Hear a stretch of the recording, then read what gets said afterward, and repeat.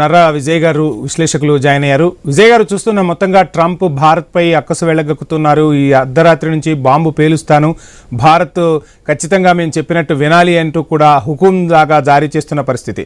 So Bharat ఎలా చూస్తుంది? ఇక ట్రంప్ బెదిరింపులను లెక్క చేసే స్థితిలో మనం లేము. ఖచ్చితంగా భారత్ తన స్వప్రయోజనాలను కాపాడుకుంటుందంటూ దేశ ప్రధాని స్వయంగా చెప్పిన పరిస్థితి. ఎలా చూస్తారు, ఏం చెప్తారు? దేశ ప్రధాని పైకి చెప్పేది ఒకటి, లోపల చేసేది ఒకటి ఉందండి. ఆయనకు భయపడే ఆపరేషన్ సింధూర్ అయితే విత్డ్రా చేసుకున్నారని కనిపించింది ఈజీగా. అక్కడనే తేలిపోయింది ఎంత గట్టి ప్రధానమంత్రి దేశానికి. ఈ రోజు కూడా అన్నాడు, ఇప్పటికి కూడా అంటూనే ఉన్నాడు. ఆయన ట్రంప్ అనే వ్యక్తి చెప్తా ఉంటే యుద్ధం ఆపింది నేనే అని ఆయన చెప్తా ఉంటే పాకిస్తాన్ అంగీకరించింది ఒకే ఒక దేశం. అది కూడా ఏంది, ప్రధానమంత్రి బహిరంగంగా లేదు, ఇంటర్నల్ గా జరిగింది అదే. అందుకే అమెరికా చెప్పినటువంటి అనేక అంశాల పట్ల ఇన్నాళ్ళు అమెరికాతో ఒక రిలేషన్ ఏర్పాటు చేసుకున్నారు. అమెరికాతో రిలేషన్ ఉంది.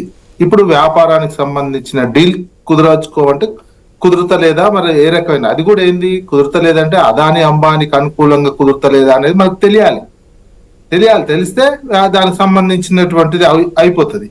ఇక్కడ చేస్తున్న గవర్నమెంట్ కు సంబంధించినటువంటిది ఏంటంటే రష్యా చెప్తున్నారు, రష్యా క్రూడ్ ఆయిల్ మనం దిగుమతి చేసుకొని ఎక్కువ ధరకు విదేశాలకు అమ్ముతున్నాం.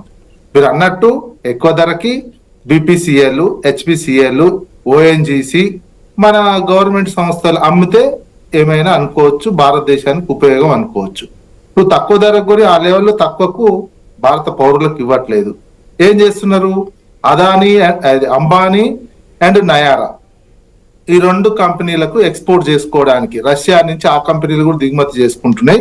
దిగుమతి చేసుకొని ఎక్కువ ధరకు వాళ్ళు అమ్మేస్తున్నారు. యూరోప్ కు అమ్ముకుంటున్నారు, ఇతర దేశాలకు అమ్ముకుంటున్నారు. ఈ 3 సంవత్సరాలనే 1,50,000 కోట్ల రూపాయల లాభాలు ఆ రెండు కంపెనీలు ఆర్జించినాయి. ఇవన్నీ ఎవరి సొమ్ము? భారతదేశం సొమ్ము. భారతదేశ పేరు చెప్పుకొని రష్యా తక్కువ ధరకు ఇస్తుందని చెప్పి నువ్వు తీసుకొని దేశ ప్రజలకు అందించలే. అదానికి నయారా కంపెనీలకు 1,50,000 కోట్ల రూపాయల ప్రాఫిట్ అందించినావు. ఇది ప్రధానమంత్రి వ్యవహరించే తీరేనా? ఇప్పుడు ట్రంప్ వేస్తున్నటువంటి శాతాలు అది దానికి ఫైన్ గా వాళ్ళు వేస్తున్నారు. ట్రంప్ మళ్ళీ చైనాకే వేస్తున్నాడా?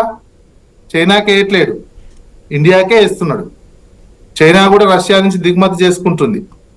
మరి మనల్ని ఎందుకు ఇన్నాళ్ళు ఆప్కి బార్ ట్రంప్ అనే ఎలక్షన్ ప్రచారం కూడా చేసినటువంటి ప్రధానమంత్రి ఈ భారతదేశానికి ఇంకేం ఉపయోగం పడ్డాడండి? ఈ భారతదేశానికి భారతదేశం పేరు చెప్పి అదాని నయారా చెప్పండి. భారత దౌత్య విధానం చాలా స్ట్రాంగ్ గా ఉంది. ట్రంప్ ఎన్ని టారిఫ్లు విధించినా ఎక్కడ మనం భయపడాల్సిన అవసరం లేదు. ఏ రంగాల మీద అయితే ప్రభావం పడుతుందో ఆ రంగాలను ఆదుకోవడానికి భారత సర్కార్ సిద్ధంగా ఉంది అంటూ కూడా ప్రధాని చెప్తున్న పరిస్థితి. ఏం చెప్తారు? మాటలే కదా ఇప్పుడు అదో అట్లా. ఇప్పుడు ట్రంప్ వేయడం వల్ల మళ్ళీ 5 లక్షల కోట్లు దీని మీదనే, ప్రజల మీదనే పడుతుంది. కంపెనీలకు ఏం కాదు, వాళ్ళు కంపెనీలు పెద్ద పెద్ద కంపెనీలు ఏం కాదు, పబ్లిక్ మీదనే పడుతుంది. మళ్ళీ 5 లక్షల కోట్ల భారం, ఈ 50% మనకు తెలియకుండానే కట్టుతుంటాం. అటు అమెరికా పౌరుల మీద పడేది ఎంత పడుతుందో వాళ్ళకేముందంటే అమెరికా పౌరులకు అందరికి ఇంకొక 2 lakhs రూపీస్ సంవత్సరానికి ఎక్స్ట్రా ఖర్చు అవుతుందని అంచనా వేస్తున్నారు. అమెరికా పౌరులకి ద్రవ్యోల్బణం పెరుగుతుందని, అక్కడ ఏం పెరుగుతుంది? అమెరికా ద్రవ్యోల్బణం ఎంత